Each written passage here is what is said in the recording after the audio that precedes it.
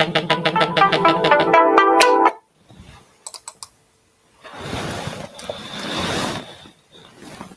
morning, good morning, good morning, good day. We have to remember that everybody doesn't see this at the same time. Sometimes we think that, or I think, or I forget that it's not required that everyone attend at the same moment. But wherever you are and wherever you're watching from and whenever this might be coming across your feed, want to say hello, good day. I'm Reverend Art Ken, and this is Unity of Chicago South, our virtual book club live chat. A few things to say about the live chat and a few things to say about Unity of Chicago South. The live chat is designed to be kind of a, I don't know, maybe a class, maybe a class type of setting where we kind of exchange ideas. That's why it's a live chat. And I know sometimes it's difficult to find your way on or decide to put a comment in. I'm going to get this started. Decide to put a comment in. But if you can, please do so. And you do that with either YouTube or Facebook. If you're watching on any other of our other, what would you say, get this going again, any of our other platforms, then you are not going to be able to give your comment unless you're right online with me. And I'm saying that the service that we have will gather from both Facebook and both YouTube and Facebook, and I can see the chat, I can see the comments, and we can respond. But if you're on one of the other, if you're on our page, or if you're on Twitch, or if you're on LinkedIn, then it does not gather those comments. So just know that going forward, that if you want to make a comment, you need to be on YouTube or Facebook. That's number one. Number two, I guess that's number two, because the first thing was the fact that these live chats are designed to be kind of like classes where we can exchange and cover some really important information, but share ideas as we go along if you have ideas you want to share. Then I want to just kind of get with you on the past virtual book clubs, dealing with 2025, but some of the ones that are at the end of 2024. We had Mental Vibrations, The Science of Being Great, and The Power of Gratitude. Those were all relatively recent. We choose these particular readings in an effort to provide food, mental food, that you can take to help you get to where you want to go spiritually, emotionally, and mentally. We try to find materials that will address those particular issues, but they don't help if you don't participate. And that's a little different than texting or chatting, or you kind of need to download the material and take a look at it and read it. And read it for yourself, highlight it, mark it up, whatever it may be, so that you can have the experience of the material. We sometimes think as human beings that we can just kind of sit in the room and listen to the lesson, listen to the music, listen to whatever it is, and then we get it. And some of us are able to do that, but many of us are not. We need to do a little bit more, a little hands-on. We need to integrate more than one sense. You see, more than just the hearing.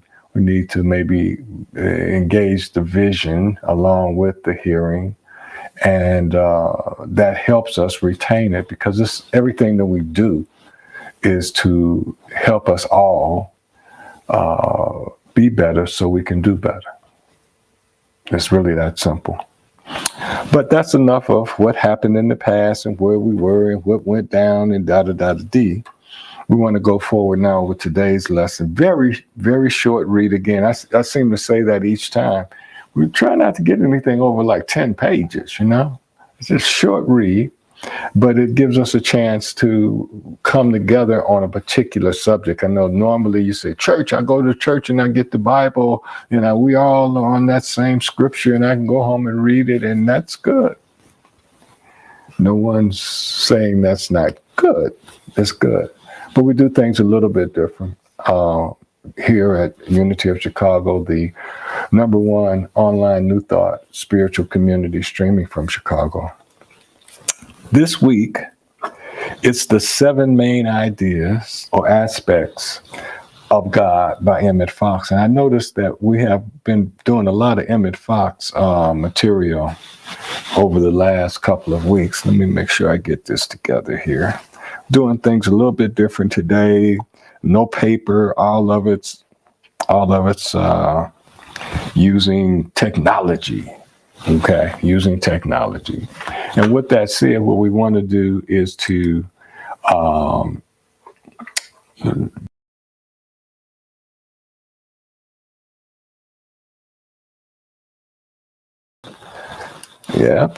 put those up and get me kind of out of here. Let's get both of us on. Just bear with me a sec. Okay, there we go. Everybody should be on now. So we want to welcome you today to today's book club, the 7 main aspects of God. Yes. Again, I'm Reverend Arcan, the facilitator, just kind of working with you to guide you through and hope that the material here will help you do some healing. A lot of people need healing. I want to start with this, just reading this. Just read along with me. If you've read it already, just bear with us. We're told to pray by turning away from the problems and thinking about God. But how are we to think about God? What is his nature? What is his character? Where is he? And this goes on to say, where is he? And if so, where is he and where can we really contact him? And if so, how? And then it's added, and is God a he? If you're watching and you can add to the chat. I'd like to hear what you say. Do you think God is a he? Or is it just a matter of referencing to something that we don't really know a lot about in regard to whether he, she, what it is, because we keep saying the spirit. And so we just use the word he because that's just a common way to refer to God. Not because God's a he, though. Just ask him. It says the first and most fundamental thing to realize is God is not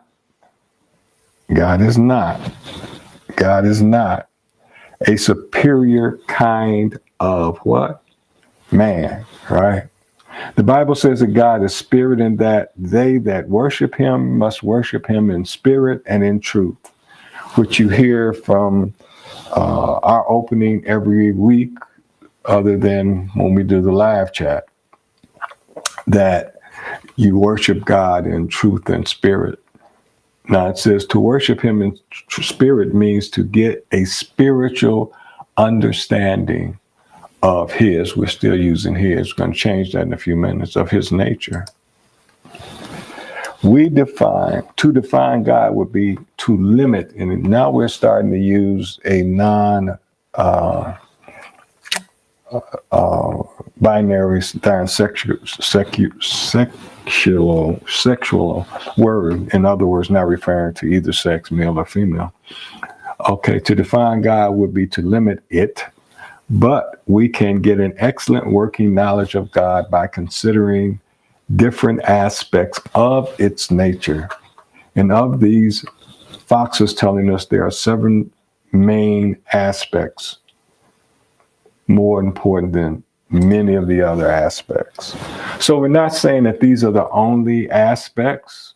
What we're saying is, well, what he's saying is that these seven, he's picked out these seven as being the most important aspects. And if you get these seven aspects of God, if you get them, then all of a sudden you have something going, right? I want to do a little more housekeeping here. I think we have an opportunity to bring some more folks in. So let me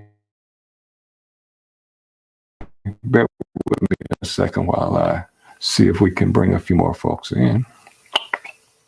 Yeah. And while that's going on, let's continue our excursion through the seven aspects of God. The first one being the first main. Remember, these are the main aspects according to how Fox sees it. And the first one being God is life. God is life. When you think about that, that's basically saying to us that before anything else, before love and joy and peace or whatever else, that we have to understand that because we have life, what? God is present. That's what he's saying. Because we have life, God is present. Because we have life, God is present. Because we have life, God is present. Just think about that one more time. Because, not anything else, but just because we have life, God is present. And then it lets us know that the first main character, aspect, is not just talking about life. It's not talking about living, nor does God give life, but God is life. And that's why I could say where what I mentioned before, that God is life. So that means that because I'm alive, God is present. If God is life, because I'm alive, that means God is present. I want to just meditate on that for a minute. Just ponder that for a moment. Because I'm alive, not because I'm happy, not because I'm joyous, not because my life is good, not because my life is bad, not because of up, not because of down, but just simply because I'm alive. Just simply that. That means God is present. That's very serious when you contemplate that, no matter what your problems are. I mean, as human beings, it's human beings going through this human experience, and as spiritual beings going through this human experience. But we consider ourselves human beings, and we forget sometimes that we're spiritual beings. But going through this human experience, there are times that we don't really think that God is present. But Fox is telling us, because you're alive, because you have life, that means the presence of God.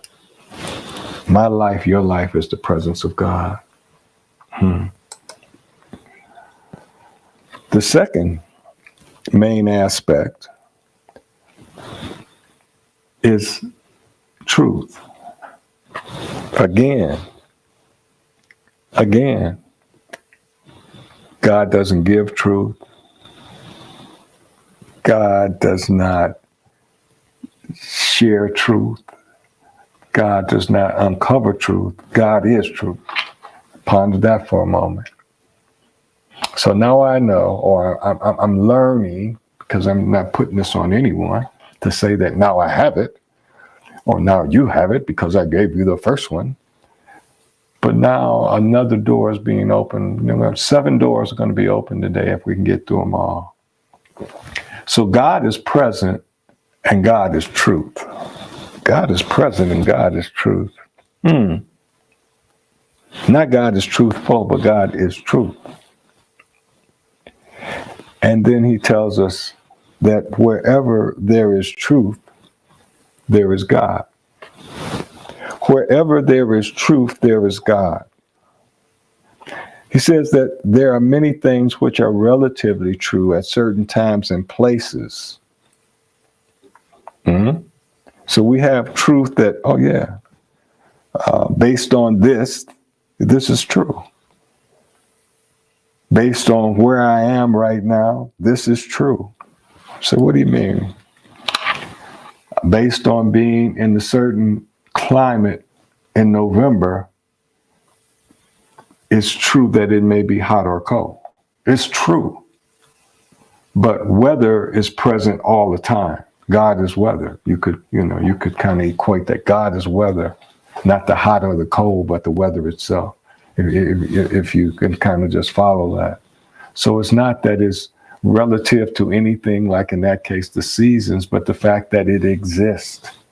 So God is truth because God exists, not because of anything else, not because of anything else. And here I go again, not because of any particular religion, not because of any particular spiritual practice, not because of any belief system, not because of anything. He's saying that God is truth regardless.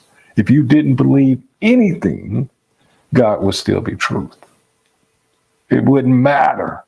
God will still be truth. This is according to Emmet and the 7 most important aspects or main aspects of God. So now we know that because I'm present, because I'm alive, God is present. Because I'm present in this moment, God is present in this moment with me, because God is life and I have life. Okay? Now we're being told that God is truth no matter the circumstance. And that's basically what that absolute all the time. God is truth no matter the circumstance. Now, that's really a challenging concept, isn't it? Some of us in this country, some of us in the world, don't understand a truth that has happened in America. We don't understand it.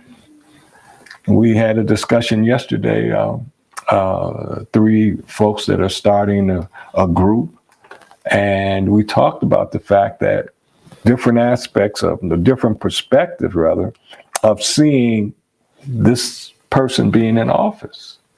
One person sees it this way, one person sees it another way, one person sees it another way. We had 3 different opinions. But the fact of the matter is, what we're getting here from Fox is that God is truth, God is present. So what we're seeing is truth. Now, how do we get to the truth? How do we understand it's about the weather, it's not about the hot or the cold? So there's truth in what's going on right in front of us, but we have to find the truth. And we should not allow people to give us their truth, because that's not the truth we're looking for. We're looking for the God truth.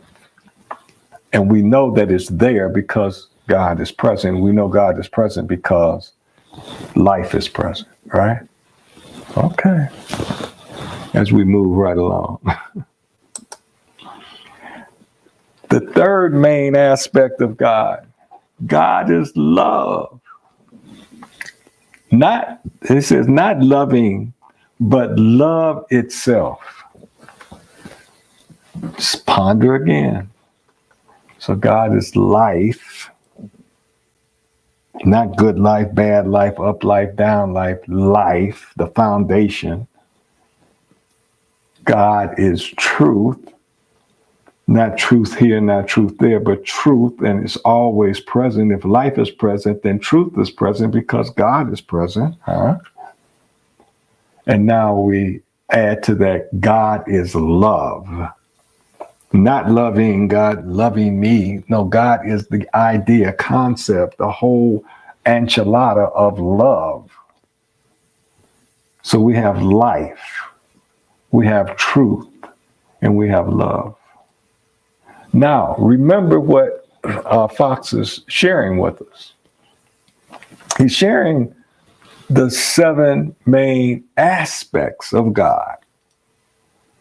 Each one of those aspects are always present. And we go back to the first one, life. If life is present, God is present. If God is present, then life is present. And if I'm alive, then God is present right here, right now with me, and wherever you are, right there, right now with you. And also, truth is present with you right now. because God is present. And now we say, love is present with you right now. No matter what's going on in your life, no matter what's going on in my life, it's present right now. You say, why are you keep hitting me with, it's present right now, it's present right now.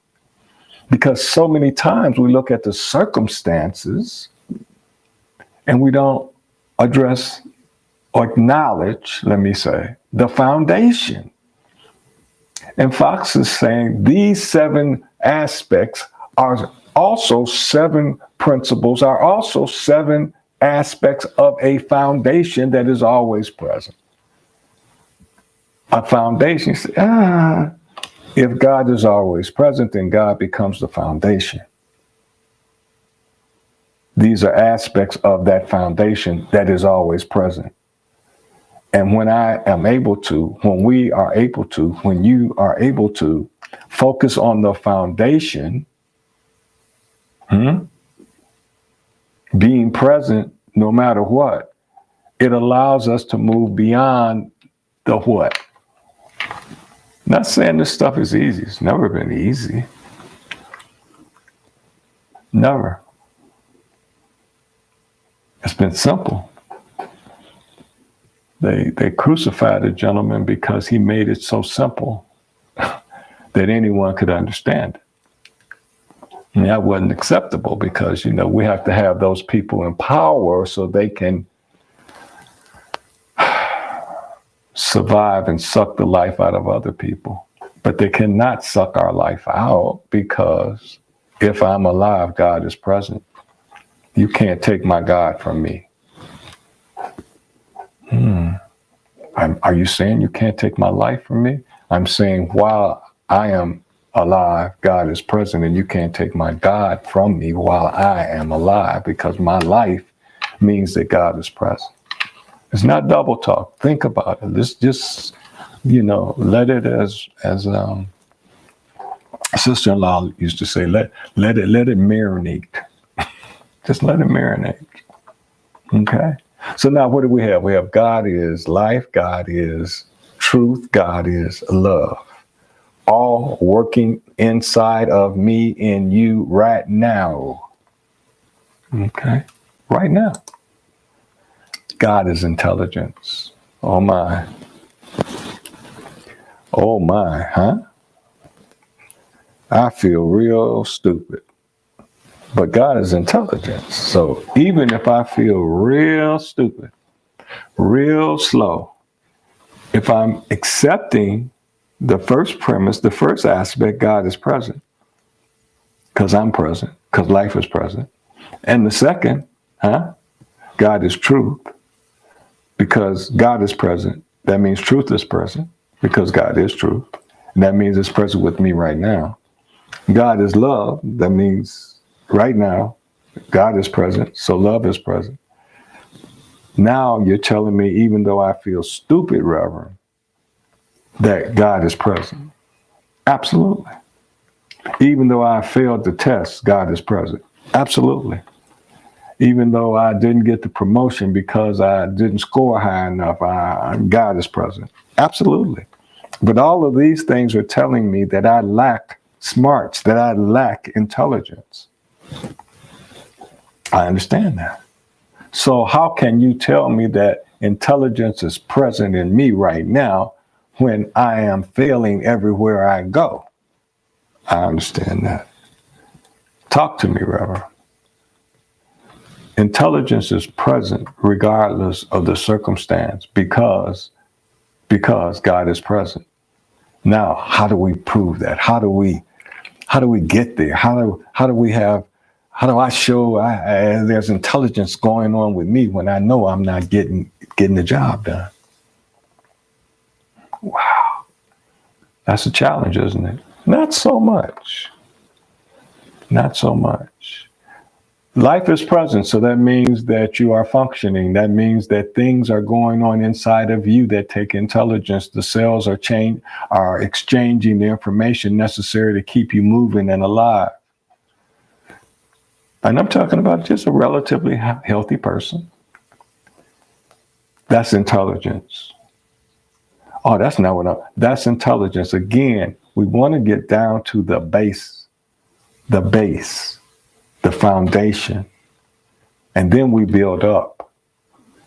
So many times we are up here, right? Trying to get a theory, an idea while we're up here. But if we go down where the base is, if we go to our fundamental, our foundation, we can find that the information will allow us to come up here, stand up tall with a whole different attitude because we know what we know at that point. What does that mean? I know what I know. Well, I start with God is here. I don't care what's going on in my life, man. I'm not saying my life is great. I'm not saying my life is bad. I'm not saying, it doesn't matter because all I'm talking about is God is here because life is here because God is life. That's all I'm saying. And sometimes we can't do that, can we? Can't we? We can't do it. We have to put our circumstances in it. They have to be placed in it. Woe is me. How could God treat me this way? How could God be here and I'm going through this? How can? And the point is we've been given an idea about God that may not be accurate. And what Fox is saying is that let's just change what we think and how we think about God in a different way and see if that helps our life. You see, not if it helps us become a better this or that, as far as religion is concerned, a better person about life, a better person in life, not out here, but inside. See, if you start accepting some of these truths, if we start accepting some of these truths, guess what? The world starts changing. The world starts changing. It starts. So we have 4 aspects that if we accept, we can begin to change the first world. Oh, Reverend, what are you talking about today? The first world is your world, it's my world. What's happening out here matters not. It has nothing to do with anything. It's what's going on inside of you that creates the environment around you. Why do you say such a thing, Reverend? That's pie in the sky thinking. Not at all. Because that's all you control. That's all I control. I don't care how upset I get, how mad I get, how perturbed I get, how disillusioned I get. The only thing I control is the environment that I create, right? That's all I control is the environment that I create. And sometimes I don't even control the environment that I create because I'm not even aware of what I did to create the environment. So actually, the only control I have is over me. And if I've created an environment that does not please me, that does not serve me, because I am the creator of that environment, I can change it. Why? Because God is there. And see, God is truth. And God is love. And God is intelligence. I have everything I need to work with. Everything to change the environment that I no longer want. I want to take love just one more time. This is a good example. I think it's a good example. God loving me and God being love are totally different.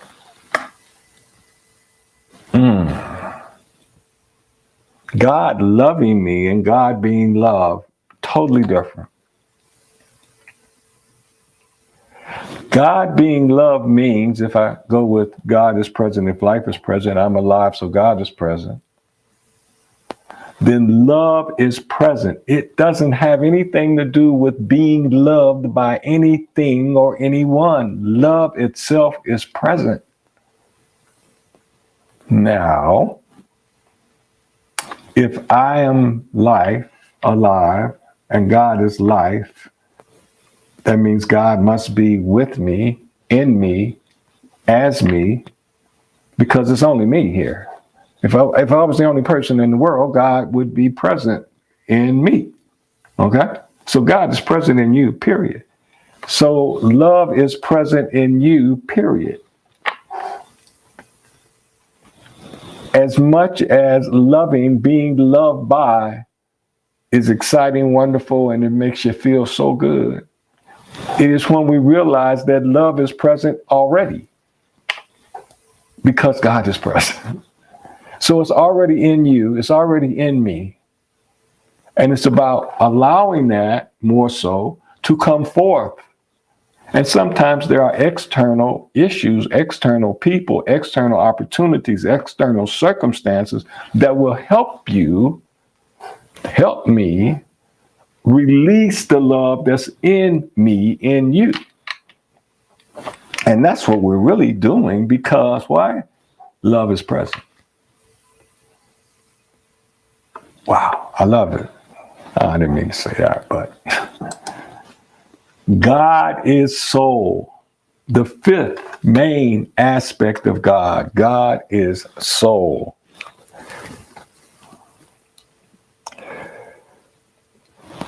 Soul is that aspect of God by virtue of which it is able to individualize itself.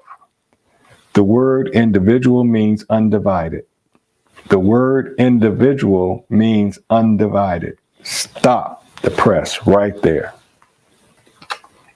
He's saying to us, he's explaining to us when we say, I'm an individual, when we declare our individualism, that we are declaring I am one with God. Because I can't divide myself because God is present, so I'm an individual expression of God. I'm not an individual separated from God because he's telling us that individual means undivided. So I can't be separate. I can't be divided from. And guess what? Nothing that you can do can take God away from me. You can't separate me from God. I don't care what you do. I don't care how you brainwash me. I don't care whatever you might do to me. You cannot separate me from God. Not because I believe, right? Not because I think it. Not because I'm strong-willed. Not because I will resist you. But because if I am present, God is present. It has nothing to do with me and what I believe. It doesn't give a darn about what you believe. Be whatever you want. Worship the concrete if you want to. No, worship whatever you want to worship. It doesn't matter. God's still going to be present. You see, because you have life, so God is present because God is life. Wow. Wow. Wow. So now because of soul, I'm being told that there's no way I can be divided from God, be parsed out, let us say, that I am part of and have to remain part of this God concept, this God idea, this divine idea. I have to remain part of it. So what's the daggone problem, Rev? Because you're telling me that this guy is saying I can't be divided from this God, but yet my life is, I feel like timber. It's my realization. It's our realization. Because if these aspects are true, then it's not, are they present? Because they have to be. But it's my realization. And then after my realization, it's my application. How am I applying God's presence right now in my experience? And that's what it's about. God's presence in my human experience. How am I applying that? And let me tell you something.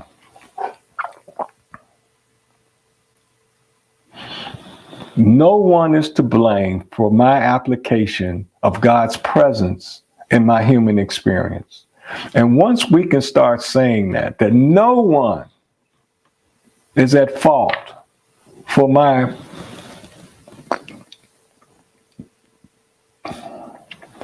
The way I apply God's presence in my human experience, no one. And why do you say that, Rev? That's kind of rough, man. You don't know my peoples. You don't know my environment. You don't know what I've gone through. You don't know what they taught me. You don't know. I agree. You're absolutely correct. You are absolutely correct. I would not disagree with you just not 1 second. No, not one iota. I don't know. But if in fact I buy God is present because life is present, then knowing God, the opportunity to know God is present, and the opportunity to know God in his purest form is present.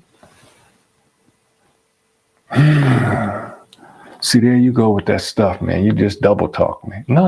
Listen to me. Sometimes people are put in very difficult situations. Let's say incarceration. And all of a sudden they decide that they want to change their life. They don't want to return. And so they investigate this and they investigate that, and it leads them on a path of redeeming themselves. How did that happen? Because if we don't believe that God was present all the time, then we're going to have a problem, because we're going to say God wasn't present when that person was doing whatever they were doing to get incarcerated. We're not talking about the innocent. We're talking about folks that did what they did and they got caught. So was God present then? Because now you're saying God's present and they're present and they can find God now. God left them, wasn't with them then. No, not at all. There are circumstances that allow us to find God. And when we find God within ourselves. Now, we may start on a journey that will take us outside of ourselves to kind of like maybe find God. But at the end of the day, when it's all over with, until we get into ourselves and know God is in us, we're missing the boat. So that person that did that and decided, I'm not going to come back here anymore, so I need to do whatever I need to do so I don't come back here anymore, and ends up found God that had always been there. And the same goes for you or me. And blaming somebody else for not letting us know God was in there, blaming the person that took us to this particular event that said God is out there in the sky and blah, that doesn't do any good. So when you let go of the blame, and you can let go of the blame when you decide that God has always been. Because all the life I've had has been God life, because God is life. You see, all the life I've had, all the bad stuff in this life that I've had, this human experience, God was there. All the good stuff, God was there. We don't have a problem with the good stuff. God, the good stuff, man. But these teachings are trying to guide us in a way to understand that if God is constant, then whatever we're going through, God has to be there. And aspects of God have to be there too. And these 7 aspects are always there. Even when I fail the test. Even when I don't get the promotion, the intelligence is there. It's going on. And, maybe, I'm just saying, think about this. Just think about it. Maybe if I just calm myself down and realize all the activities going on within my body, what the heart is doing, what the blood is doing, what the oxygen, if I just settle down just maybe for a minute or two, and I might say that, that's a lot. That's some smart stuff going on in there. And if it's going on in there, then I must be all right. I must be kind of carrying around some smart stuff, and I could be a little smart myself. Maybe I am smarter than I think. maybe. And all of a sudden, we've released the idea of lack. Man, that sounds like prosperity. No, it doesn't matter. Lack is lack, and if God is present, there should be no lack, okay? Because God is abundance, right? Everything, God is everything, has everything. So there should be no lack. So if I'm not expressing fully, then there's a lack. Doesn't matter if it's money or positions or whatever. And once I decide that there's a lack and realize it's not God that's creating a lack, then maybe I can work on that one that might have the lack consciousness, which is barring God from being prosperous and abundant in my life. I'm just saying, think about it. So it doesn't matter if it's about prosperity as far as dollars and cents, if it's about health, if it's about relationships, if it's about progress, if it's about jobs, if it's about whatever it's about. We find that if we're not experiencing it to the level that we think we should experience it, it's probably because of a lack consciousness. And a lack consciousness means that we don't understand that God is present. You won't find that in the reading, but it's there. It's really there. You have to work through it. So we know that God is soul, and that means that you can't divide soul. You can't divide spirit. You can only individualize it, as he says in his writing here. Then he gives that good example about electricity. It's flowing. It's flowing. The lights we use here for our production, the electricity is flowing through them, but that same electricity is flowing in your house or your building. It's flowing all over the place. And we haven't separated it or divided it. We're just experiencing it. And each individual light is an experience of that electricity. Now, it's a limited example, but hopefully you can get the picture. Let's move on.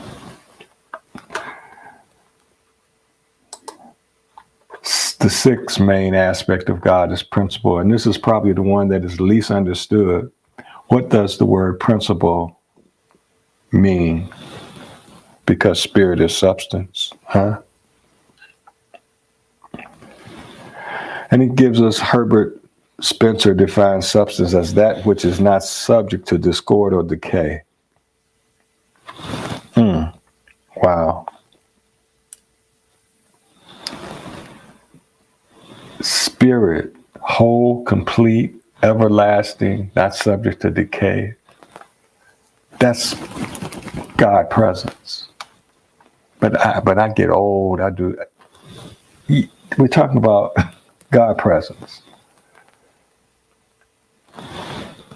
I think if we could just, for a moment, close down the human experience, just for a moment, and just deal with the truth and the presence of God and the aspects of God, that it would definitely change our life. It's hard to do, though. You see, because my human experience is my human experience, and I'm going through it right now, and you telling me that that if I could possibly close it down for a minute and allow the truth of God being present right now and the aspects of God being present right now, then my life could maybe change a bit. But it's not easy. I never said that. I never said it. I said there was a guy that made these principles simple and they crucified him. I didn't say that. He said they would be easy. Change is challenging. It's challenging. But if you know what the challenge is, then you can prepare yourself and you can get up for the challenge. And as we get to the last, number 7, the challenge is changing concept of God, changing the vision and our perspective. God is present right here, right now, no matter what. I'm taking my human experience out of this for a moment, just for a moment. I'm not going to do Pollyannish stuff.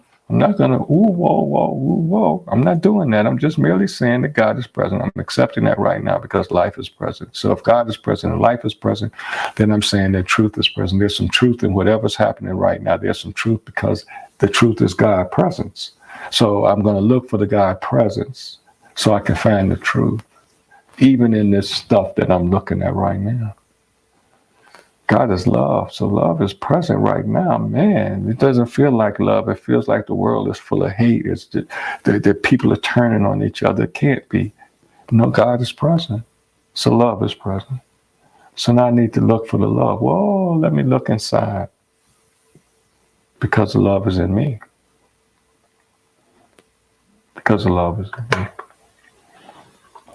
Spirit doesn't decay, doesn't go away. And then finally, God is principle, the seventh main reason, or aspect, excuse me. The seventh main aspect is principle. He said, what does it mean? Consider a few generally accepted principles. Water seeks its own level. This is a principle. It is not only the course taken by a particular drop of water in a particular location. It is true of water everywhere. The angles of any triangle always add up to 180 degrees. It makes no difference what type of triangle. If you ever had geometry, you know that. As long as it's a triangle, this principle holds. And these principles were true 1 billion years ago, and they will be true 1 billion years hence. Jesus Christ, the same yesterday as today, and forever. Prayer is answered because God is principle. Prayer is answered because God is principle.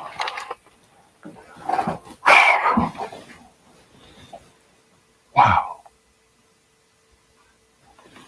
Thank you so much, Sister Patricia. Because God is principle.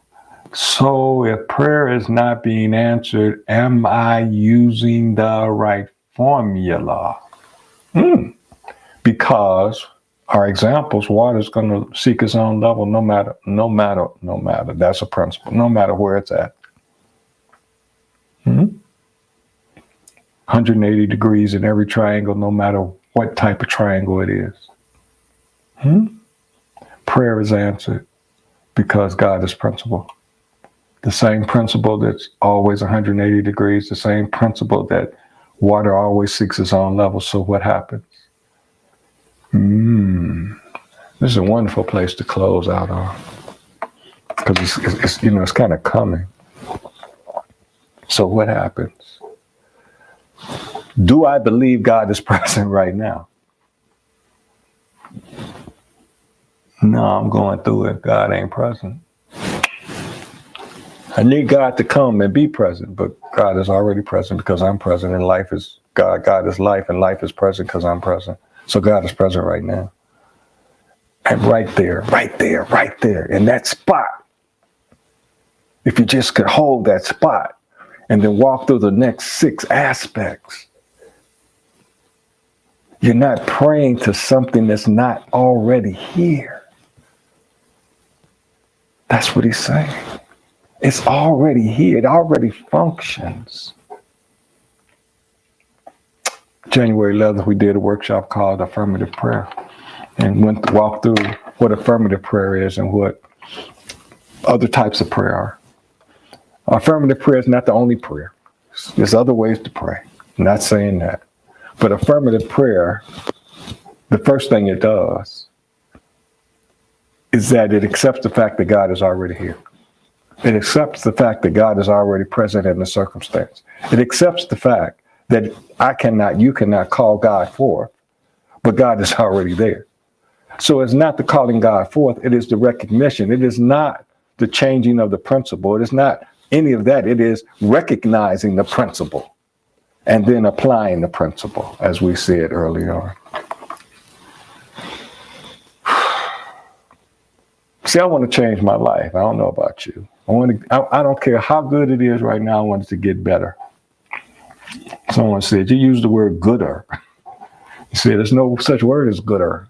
I want it to get gooder. I want it to get gooder. Thank you. Thank you, Reverend Bonnie. I want it to get gooder. Yeah, I want it to get better. And wherever you are and whatever's going on in your life, you can get gooder. You can get better. You can get more. The principles don't change because I have a penny or I have a billion. It doesn't change. Water seeks its own level. It doesn't change. So maybe if I just go back through and apply these aspects differently than I have before, without prejudice. What does that mean, without prejudice? In this case, without beating myself up because I didn't apply it last week, last year, last decade. It doesn't matter. How can you say such a thing, Reverend? Act like you know God. No comment. Because it's principle. Because I'm listening to what this guy is saying, what he's written. God was there then and God is there now. How do I wish to apply God's presence? I want to keep on applying God's presence like I've been applying God's presence. Because I didn't believe God was here. So therefore, okay. Okay. It doesn't change the fact that God was still there. God is still there now. It doesn't change that fact because you choose not to practice it.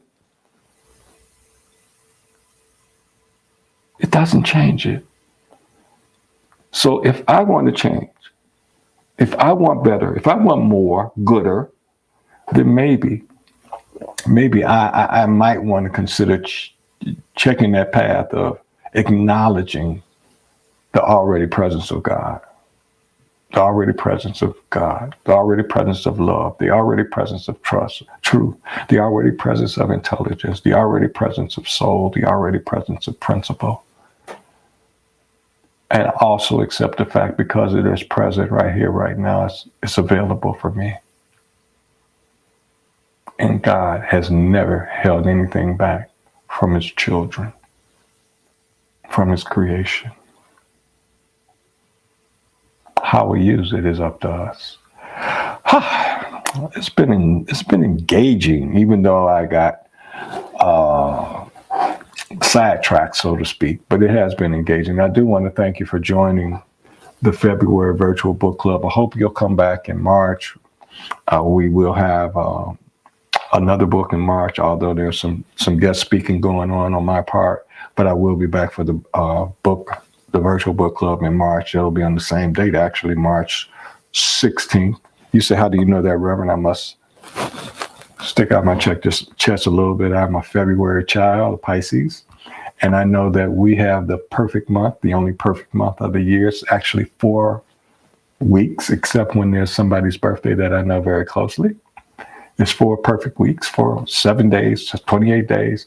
Therefore, March, as long as there's no leap year, March will always follow February date for date, from the 1st through the 28th of March. So that's how I know it's going to be the 16th.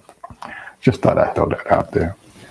And from all of the people that make this happen, and believe me, there are more than a few, I say namaste. And thank you so much for being here. No matter if you were here with us live or you catch this later on. I'm Reverend R. Ken. This is Unity of Chicago South, the #1 online New Thought spiritual community streaming from Chicago. Until next time.